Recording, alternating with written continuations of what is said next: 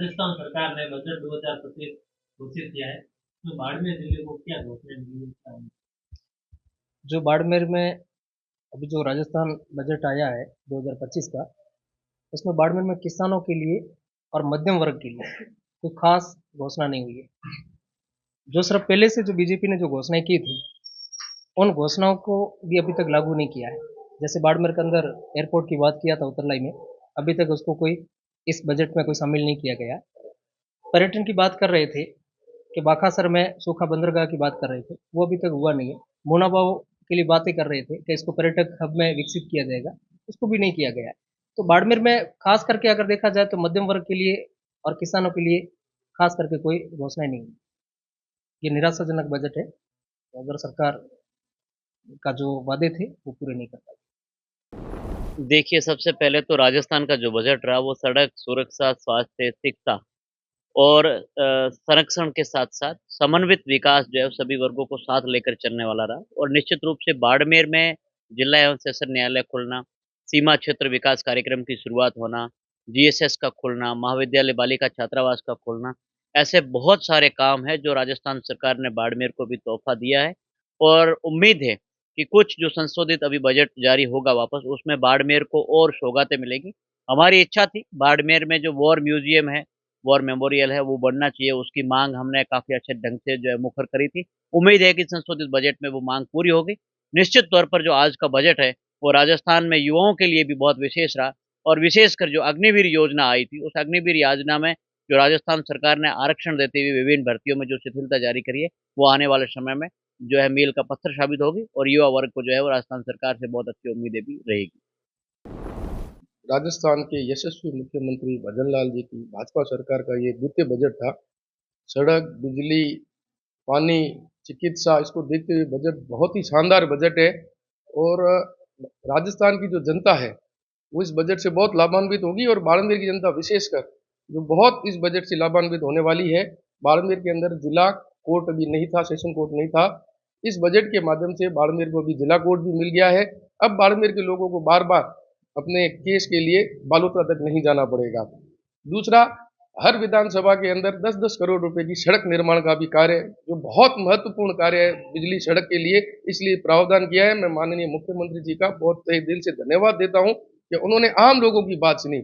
चाहे किसान वर्ग हो, चाहे व्यापारी वर्ग हो, चाहे कोई भी किसी प्रकार का वर्ग हो, उससे सब इस बजट से बहुत लाभान्वित हुए हैं और यह बजट एक क्रांतिकारी बजट के रूप में राजस्थान के विकास को नई गति प्रदान करेगा। देखा जाए तो यह बजट एक कागजी पुलिंदा है। वित्त मंत्री मैडम के द्वारा एक औपचारिक बजट दिया गया जिससे आम व्यक्ति को राहत रत्ती भर नहीं मिली। यदि हम बाड़मेर विधानसभा के परिप्रेक्ष्य में बात करें तो मात्र एक 3-4 घोषणाओं के सिवा यहाँ कुछ नहीं मिला, जबकि यह विधानसभा कई चीजों के लिए उम्मीदें रखी हुई थी। जैसे यह क्षेत्र सबसे ज्यादा परेशान रहता है वो पानी की समस्या की, तो उस संबंधित इस क्षेत्र के लिए कुछ भी नहीं मिला। चाहे वो नर्मदा नहर का पानी की बात हो तो या सरकार की जो जल जीवन मिशन वाली योजना है तो वो भी अधर-झूल में लटकी पड़ी है और उसमें भ्रष्टाचार अनाप शनाप हो रहा है। इस संबंधित में कोई नई बात नहीं मिली।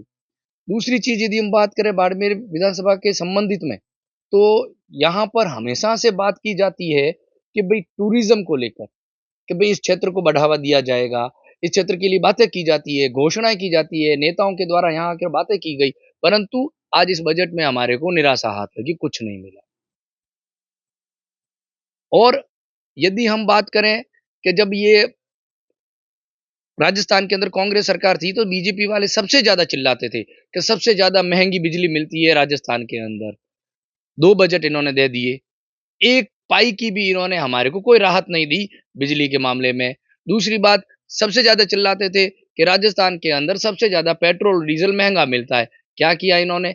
1% भी इन्होंने कोई कटौती नहीं की। तो इनकी बातें बड़ी बड़ी होती है और धरातल पर ये कुछ नहीं करते हैं।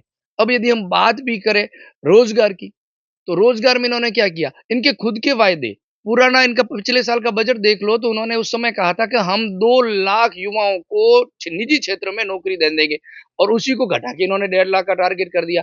तो जब ये प्लानिंग में 2 से 1.5 पर आ गए तो धरातल पर ये क्या देंगे? ये तो सोचने वाली बात है कि कुछ भी नहीं कर पाएंगे। तो मेरा तो कंक्लूजन ये निकलता है कि ये औपचारिक जो इनकी बड़ी-बड़ी घोषणाएँ करनी होती है, घोषणाएँ कर लेते हैं। अब एक और बात मुझे याद आती है, पूरा बजट मैं देख रहा था, स्पोर्ट्समैन के लिए कुछ भी नहीं दिया। आज की तारीख में हमारे स्पोर्ट्समैन खूब सारे बन रहे हैं। अब राजस्थान की प्रतिभाएं खूब है, परंतु सरकार के पास पैसा नहीं है, सरकार इनके लिए बजट नहीं देती है। तो देखा जाती है कागजी पुलिंदा है, औपचारिक बजट था, जिससे आम जन को कोई राहत नहीं मिली।